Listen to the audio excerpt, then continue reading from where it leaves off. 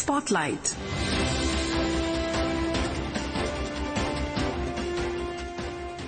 This is Akashvani. In the program Spotlight, now we bring a discussion on 16th Rozgar Mela, boosting job creation. The participants are Chetan Chauhan, political analyst, and Sonu Sud, anchor.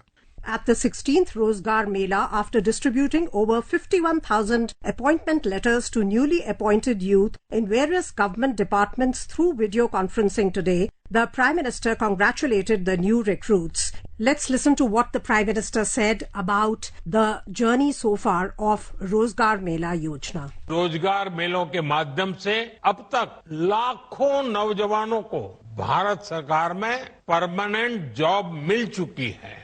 आज भी आप में से कई ने भारतीय rail में अपने दायित्वों की शुरुआत की है। कई साथी अब देश की सुरक्षा के भी प्रहरी बनेंगे, कुछ साथी हेल्थ फॉर ऑल मिशन के सिपाही होंगे और बहुत से साथी भारत के औद्योगिक विकास को नई रफ्तार देंगे। Chetan ji, the 16th Rozgar Mela was held today and more than 51,000 new employees of the central government, they were issued their appointment letters by none other than the Prime Minister. How important do you find this initiative and this motivation which the Prime Minister himself is providing to whom he says they are the nation builders? Two important points from what you are asking. First is that for the last 3 years, the Prime Minister has been conducting the Rozgar Melas or the employment festivals, as we can call it, in different parts of the country. This one was a very big one because 51,000 employees were given the appointment letters. Of them, about 40,000 for the railways. But why the Prime Minister is doing it? Because he wants to send a message to the new recruits in the government that you are here not just for a job, but for nation building, as he said, and also for commitment towards a citizen-first approach. The Prime Minister had clearly said that you have come here for welfare of people and also to upgrade your skills so that in future you can become a holistic employee of a whichever public sector company you are or the government you are. So this is the broader message the Prime Minister has sent to try to give to all the government employees that you are part of an effort to build the nation into a developed country by 2047, which is the target the Prime Minister has set to transform India into a developed country.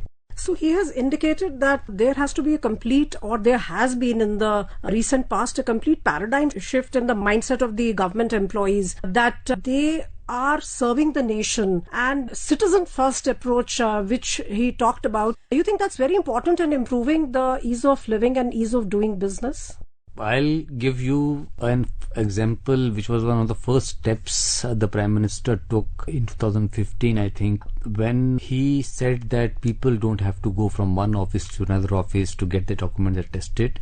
They can self-attest and then they will be authenticated or they will be considered as genuine ones in the... So this was the first approach that of ease of living in India in the government offices. With that approach, the government has moved towards a more digital transformation of governance, which is an effort towards the minimum governance about which the Prime Minister has been speaking for years. So, if you see any government service you want to avail, you see passport. I will give you an example. Earlier, the passport used to take months. Now you will get passport even in a routine, regular manner in 10 to 15 days. So different services, the transformative effort has been there. So the message the Prime Minister is giving to the government that you have to serve people, make life of people easier with the government. But one of the most important things I think that the Prime Minister gave in his speech, that India is today in possession of two infinite powers. One is the demography, other is the democracy. The demography dividend he's talking about, and he has been saying it for a long time, is because about 52% of the population of India is below 30 years. So we have the world's biggest working population. So this working population can transform the country in an emotive way in limited number of years, because no country in the world has such sort of a workforce as we have. So before I ask you a question related to that, let's listen in to what the Prime Minister said about these two powers that we have.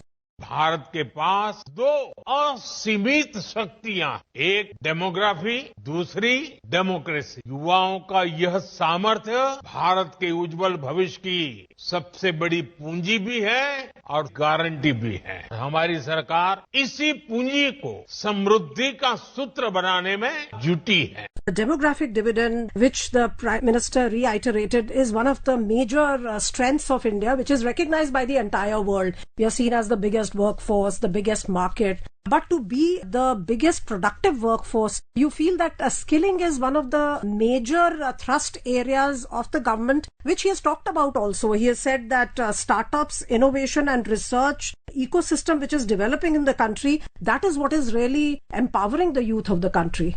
Because in this world, the way the technology is changing, the skills are also changing. The requirement of the job market is also changing. So the government in the past many years have focused on the skill development of people in the younger generation. Even you consider the new education policy in which skilling is now part of a school curriculum, especially in classes 9th, 10th, 11th, 12th. So the government wants to focus on the skilling from the children. They want to guide children that what sort of a work they want to do. This is not only the public schools or the private schools. In the government schools also, the skilling aspect has been introduced in the school education. From there, it goes to colleges, where now the internship in the NEP has become mandatory. So for every year, you have to spend at least some time with a company. So you have a practical knowledge. So all these, I think, aspects of the policy in education is providing some sort of a skill in early years of a child's mind while he's trying to build up a career. Then the skill development is happening in different sectors. I think more than 100 sectors are there for skill development, where young people can enroll in a private sector,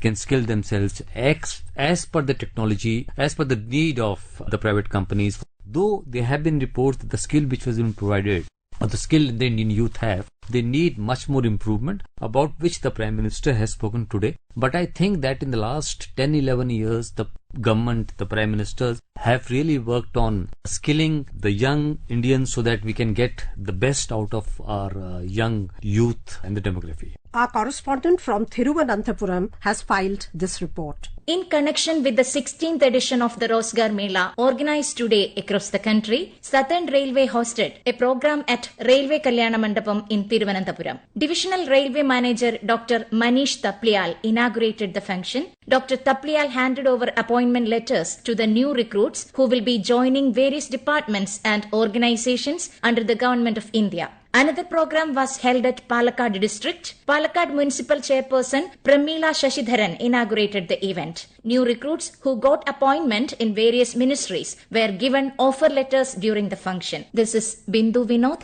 Thiruvananthapuram.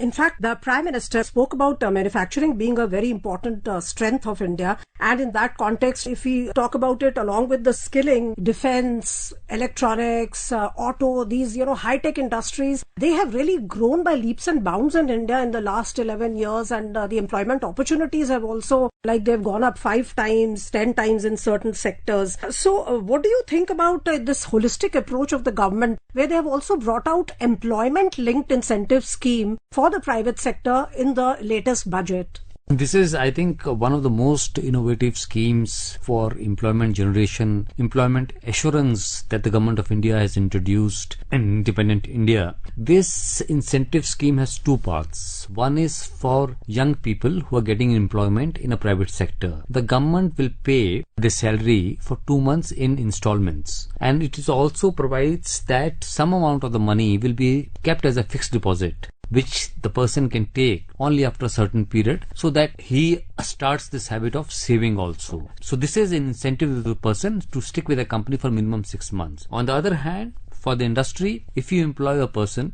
with a salary of 1 lakh rupees for a certain period, for per employee, you get an incentive which is from 1,000 to 3,000 depending on the type of the company, which is the manpower it has. So for per person, some amount has been given. So the more you employ, the more you get. There are certain limitations, but the broad objective of the scheme is to employ about 3.63 crore young people in different industries in the country in the next few years, with a huge outlay of about almost 1 lakh crore, which is a huge incentive, because if you see, it's not a capital investment in which you can get some sort of a return. This is the investment in a human resource development, and this is the indirect way of developing the country, because if young people are happier, they have money, so the economic growth also happens.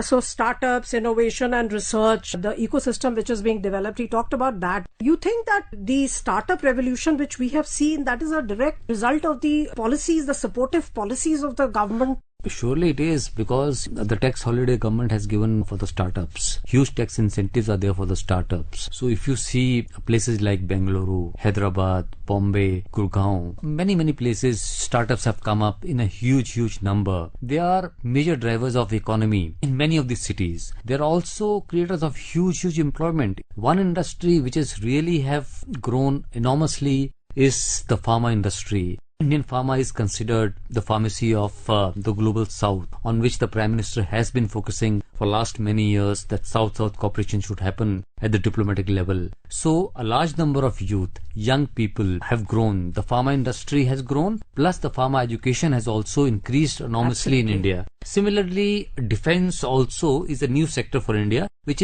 has grown only in the last 8 to 10 years, which is among now top 5 in the world. Let's listen into what our Mumbai correspondent had to tell about today's Rozgar Mela. Union Minister Piyush Goyal stated that the youth receiving jobs through Rozgar Mela have a golden opportunity to contribute to the nation's development. He made these remarks while addressing the Rozgar Mela held at Chhatrapati Shivaji Maharaj Terminus in Mumbai, where he distributed appointment letters to 173 candidates. The recruits are selected for various departments, including railways, post and defence. Highlighting the significance of such initiative, Mr. Goyal emphasized that programs like the Rozgar Mela are instrumental in creating meaningful opportunities for young men and women to engage with the country's economic progress. In a similar event held at Mangal Mandap in North Nagpur, Union Minister Nitin Gadkari handed over appointment letters to 149 candidates. Union Minister Muralidhar Mohol also distributed appointment letters to selected candidates during a Rozgar Mela event in Pune. Madhuri Pange, Mumbai. Prime Minister also talked about everybody, even the people from the lowest strata or the rural population getting many more opportunities. He talked about Drone Didi, Lakpati Didi, and he talked about even the people in rural areas using UPI. So if we see these international reports, they have also acknowledged the fact that everybody has enjoyed the fruits of progress in India. Be it the World Bank report, which says that there is growing equality in India. We are among the top few nations where the inequality is disappearing fast. And the International Labour Organization, which has talked about more than 90 crore people coming in the welfare net. How important do you find this all-round development of the country? These reports are indicative the impact of the government schemes on the people of India. So that ILO's report basically says 90 crore Indians have social security. So it tells us the expanse of the government scheme. But the two other reports, the World Bank report, which is very important, which says that 25 crore Indians have come out of poverty in the last few years, is very important. The second World Bank report is that the inequality gap between the richest and the poorest is reducing, and it is reducing at the fastest rate in India among all the countries in the world. India, in fact, is the fourth fastest country in reducing that gap. So these are the vital aspects which the international community is telling us, the impact of the schemes which the government had introduced. Many of these schemes are also created in indirect employment, like you speak about Swachh Bharat, the toilet building, the house building. So many schemes also bring in employment, but the social security, the welfare, these international reports tell us the impact is enormous and huge, and even the global bodies are now acknowledging that really the impact on poverty has been huge because of the government schemes, and government schemes are effective. And second part, which many of the schemes may not say, that the leakage in the government schemes have dramatically gone down. So therefore the impact is also higher because the corruption is not there. Chetanji, thank you so much for taking us through these transformational changes which have taken place in India's employment and economic landscape. Thank you. You were listening to a discussion on 16th Rozgar Mela, boosting job creation. The participants were Chetan Chauhan, political analyst, and Sonu Sud, anchor. This program was produced and presented by the News Services Division of Akashvani. You can listen to it on our mobile app, News on AIR. This program is also available on our YouTube channel, News on AIR Official. Spotlight.